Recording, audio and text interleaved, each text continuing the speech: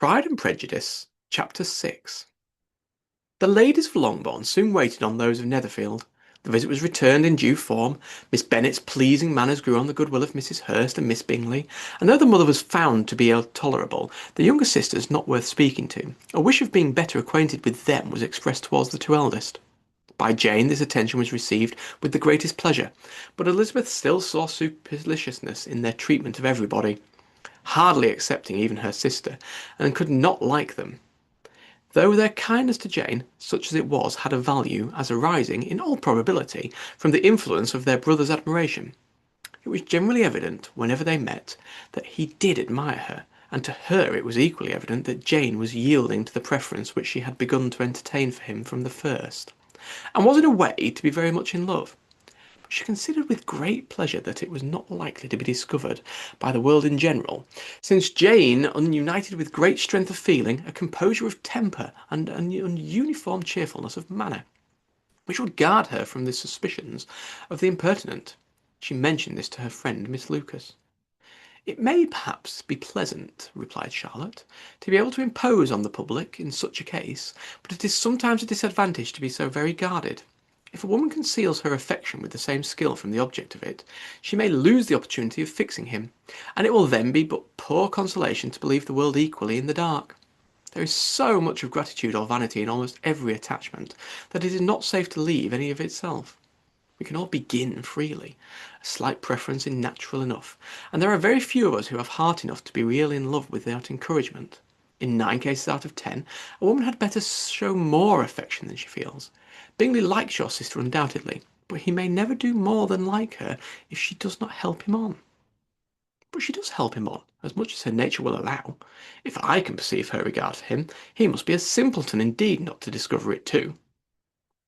Remember, Eliza, that he does not know Jane's disposition as you do. But if a woman is partial to a man, and does not endeavour to conceal it, he must find it out."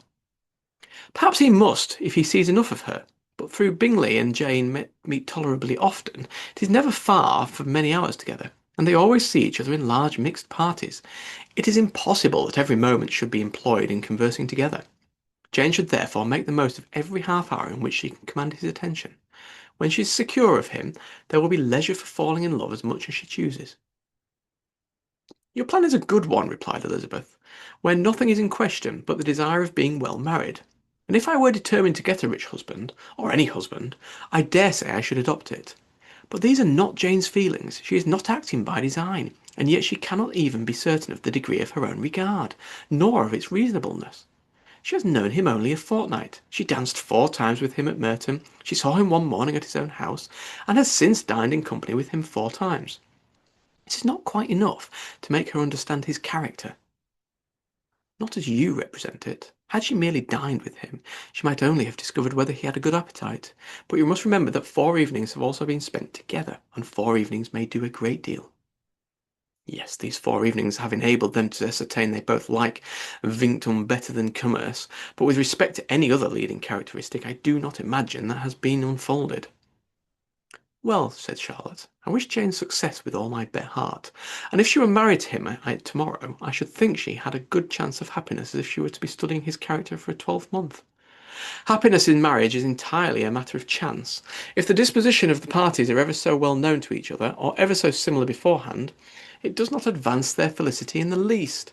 They always continue to grow sufficiently unlike afterwards to have their share of vexation, and it is better to have known as little as possible of the defects of the person with whom you are to pass your life." "You make me laugh, Charlotte, but it is not sound. You know it is not sound, and you could never act in this way yourself." Occupied in observing Mr. Bingley's attention to her sister, Elizabeth was far from suspecting that she was herself becoming an object of some interest in the eyes of his friend. Mr. Darcy had at first scarcely allowed her to be pretty. He had looked at her without admiration at the ball, but when they met next, he looked at her only to criticise.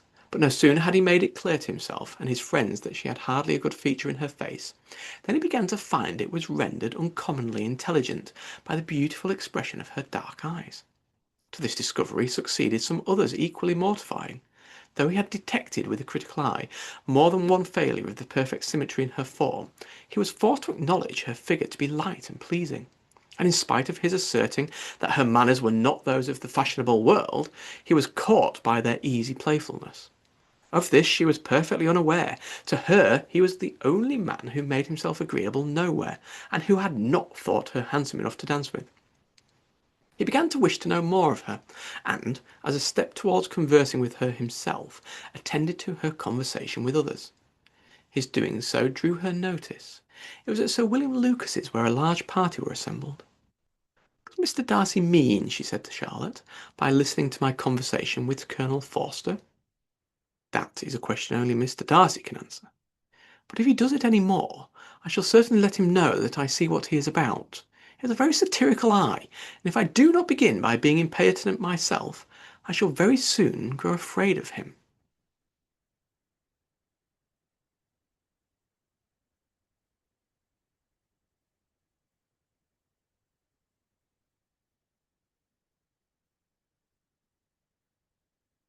On his approaching them soon afterwards, though, without seeming to have any intention of speaking, Miss Lucas defied her friend to mention such a subject to him, which immediately provoking Elizabeth to do it, she turned to him and said, "Did you not think, Mr. Darcy, that I expressed myself uncommonly well just now when I was teasing Colonel Forster to give us a ball at Merton?"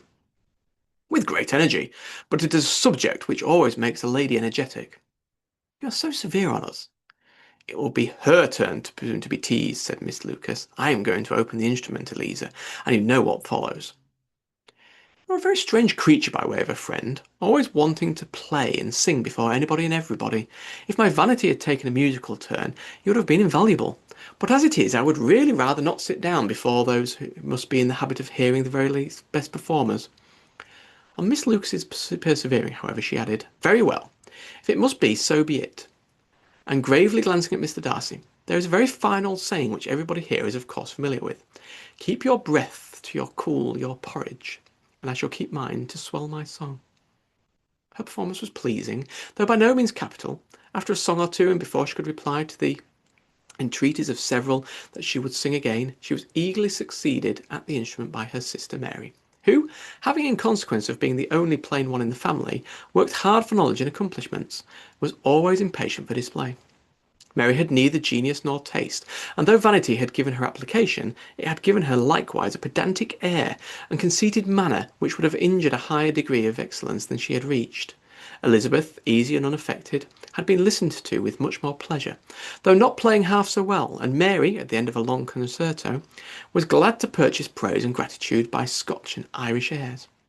At the request of her younger sisters, who with some of the Lucases and two or three officers joined eagerly in dancing at the end of the room, Mr. Darcy stood near them in silent indignation at such a mode of passing the evening to the exclusion of all conversation, and was too much engrossed by his own thoughts to perceive that Sir William Lucas was his neighbour, till Sir William thus began. "What a charming amusement for young people this is, Mr. Darcy. There is nothing like dancing, after all. I consider it as one of the finest refinements of polished societies." "Certainly, sir, and it has the advantage also of being in vogue amongst the less polished societies of the world. Every savage can dance." Sir William only smiled. "Your friend performs delightfully," he continued after a pause, on seeing Bingley join the group, "and I doubt that you are an adept in the science yourself, Mr. Darcy." "You saw me dance at Mayton, I believe, sir?" "Yes, indeed, and received no inconsiderable pleasure from the sight. Do you often dance at St. James's?" "Never, sir." "Do you not think it would be a proper compliment to the place?" "It is a compliment which I can never pay to any place if I can avoid it." "You have a house in town, I conclude?" Mr. Darcy bowed. "I had once some thoughts of fixing in town myself, for I am fond of superior society, but I did not feel quite certain that the air of London would agree with Lady Lucas." He paused in hopes of an answer, but his companion was not disposed of to make any, and Elizabeth at that instant moving towards them, he was struck with the notion of doing a very gallant thing, and called out to her, "My dear Eliza, why are you not dancing? Mr. Darcy, you must allow me to present this young lady to you as a very desirable partner. You cannot refuse to dance, I am sure, when so much beauty is before you."